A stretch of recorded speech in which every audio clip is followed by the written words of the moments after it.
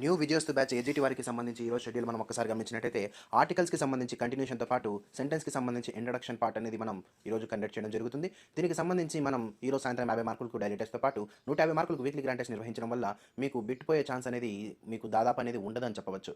ముఖ్యంగా మీరు గమనించినట్టయితే ఒక్క ఆర్టికల్స్కి సంబంధించి నిన్న 50 మార్కులకు అప్డేట్ కావడం జరిగింది. ఈరోజు ఒక 10 నుంచి 15 బిట్స్ అప్డేట్ కావడం జరుగుతుంది. ఒక్క ఆర్టికల్స్కి సంబంధించే మీకు ఒక్కసారి గమనించినట్టయితే మెయిన్ ఎగ్జామ్లో కేవలం ఒక్క బిట్టే వస్తుంది. దీనికి సంబంధించి మీరు గ్రాండ్ టెస్ట్తో కలిపి దాదాపు 100 బిట్లు ప్రాక్టీస్ చేస్తారు.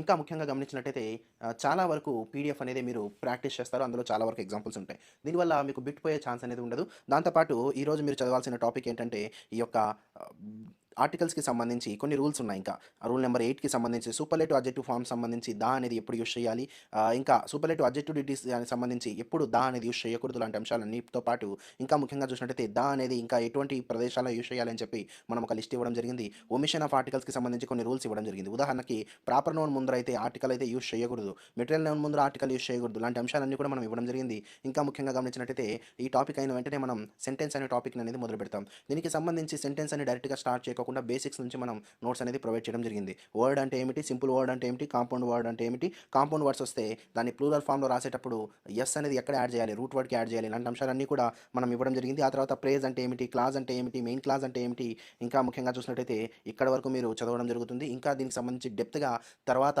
నెక్స్ట్ ఆ యొక్క డైలీ టెస్ట్లో చదువుతారు.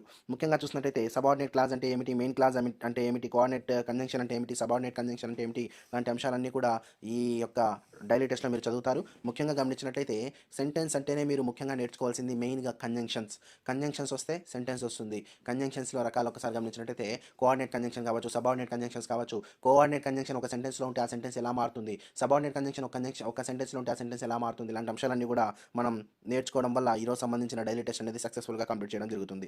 తిరుపతి శ్రీ ప్రజ్ఞ డిఎస్సికి సంబంధించి న్యూ విజయోస్తు బ్యాచ్లో ఏ రోజు జరిగిన సిలబస్పై ఆ రోజు సాయంత్రం 50 మార్కులకు డైలీ టెస్ట్ అనేది కండక్ట్ చేస్తాం. దానికి సంబంధించి మార్క్స్ మరియు ర్యాంక్స్ అనేది కండక్ట్ చేస్తాం. 150 మార్కులు వీక్లీ గ్రాండ్ టెస్ట్ అనేది ఎంతమందైనా రాని వాళ్ళందరిలో కూడా మీ మార్క్స్ అనేది ర్యాంక్స్ అనేది కండక్ట్ చేయడం వల్ల డిస్ప్లే చేయడం వల్ల మీ యొక్క స్థాయిని మీరు తెలుసుకోవడం జరుగుతుంది. దీంతో పాటు పీడిఎఫ్ అనేది ఆఫ్లైన్ డౌన్లోడ్ ఎక్కడా ఉండదు. ఈ ఆఫ్లైన్ డౌన్లోడ్ చేయడం వల్ల మీరు సింపుల్గా ప్రింట్ తీసుకొని మరి చదువుకోవడానికి అవకాశం ఉంటుంది. ఇంకా ముఖ్యంగా ఆఫ్లైన్లో కూడా హెచ్జిటికి సంబంధించి మరియు స్కూల్ అసిస్టెంట్ సోషల్కి సంబంధించి అడ్మిషన్స్ అనేవి జరుగుతూ ఉన్నాయి.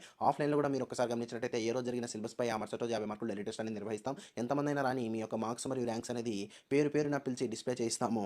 దానివల్ల మీ యొక్క స్థాయి అనేది మరింత మెరుగుపరచుకోవడానికి అవకాశం అనేది ఉంటుంది. ప్రతిరోజు కూడా సైకాలజీ లెజెండ్ శ్రీ కోటపాటి హరిబాబు గారిచే మోటివేషన్ క్లాసులు అనేవి ఇప్పించి మీలో మరింత ప్రేరణ అనేది పొందుపరచడానికి మనం ప్రయత్నం అనేది చేస్తూ ఉంటాం. ఈ వీడియోని డిఎస్సి రాసే మీ మిత్రులందరికీ కూడా ఇప్పుడే షేర్ చేయండి.